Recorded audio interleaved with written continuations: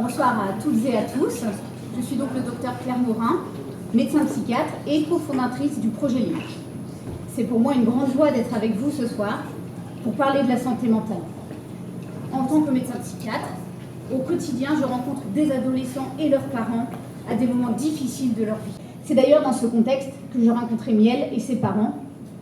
Parcours long, parcours douloureux et qui, hélas, est très loin d'être un cas isolé. Au contraire, cette situation est représentative de bon nombre de situations d'adolescents, des situations complexes, des situations de souffrance où les générations ont du mal à se comprendre. Une étude Ipsos est sortie en 2022 et a montré qu'un adolescent sur deux présentait une symptomatologie anxieuse ou dépressive et que plus d'un adolescent sur 5 déclarait être envahi par des idées suicidaires. C'est quelque chose de consternant. Par ailleurs, donnée importante, on estime aussi que les troubles mentaux qui sont diagnostiqués à l'âge adulte étaient déjà présents dès l'âge de 14 ans et qu'ils n'avaient été ni diagnostiqués ni traités.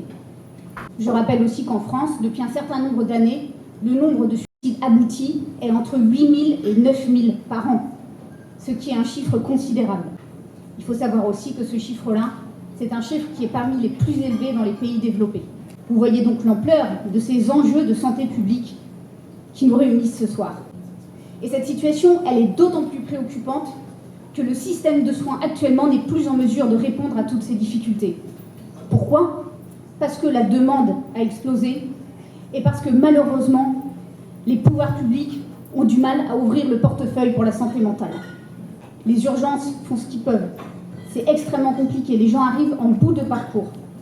Le personnel soignant, de manière générale, est de bonne volonté et fait tout ce qu'il peut. Mais rien ne va remplacer un accompagnement personnalisé au long cours, humain, médical et psychologique. D'ailleurs, dans cette même étude de 2022, un adolescent sur 4 déclare qu'il n'a pas pu échanger sur ses problèmes. Cela pose une question.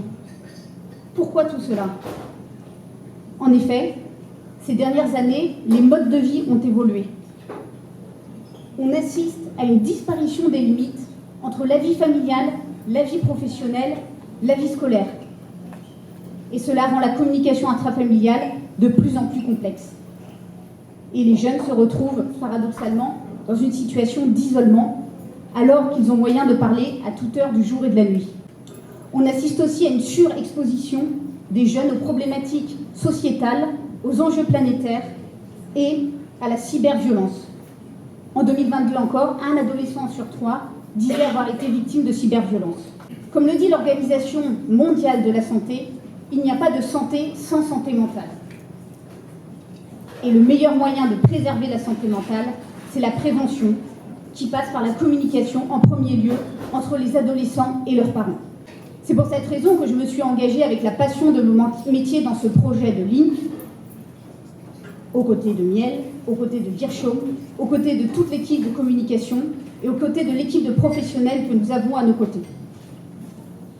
L'objectif est de sensibiliser sur l'importance d'une bonne santé mentale. L'objectif est d'alerter sur les difficultés que nos jeunes peuvent rencontrer au quotidien. L'objectif est de créer un outil de prévention qui soit accessible à tous et utilisable au quotidien.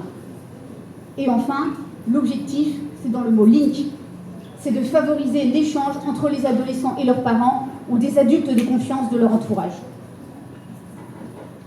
Nous sommes là pour accompagner les jeunes et leurs parents dans les situations délicates auxquelles ils peuvent être confrontés. Nous sommes là pour proposer des outils qui sont validés par les données de la science et par les comités d'experts en santé mentale. En conclusion, je dirais que parler de santé mentale n'a jamais été aussi important qu'aujourd'hui. Et pour cette raison, je crois profondément à la nécessité et à la réussite du projet et de la fondation LINK, l'application étant le départ pour de nombreuses perspectives afin de favoriser le bien-être psychique chez les jeunes. Merci à vous.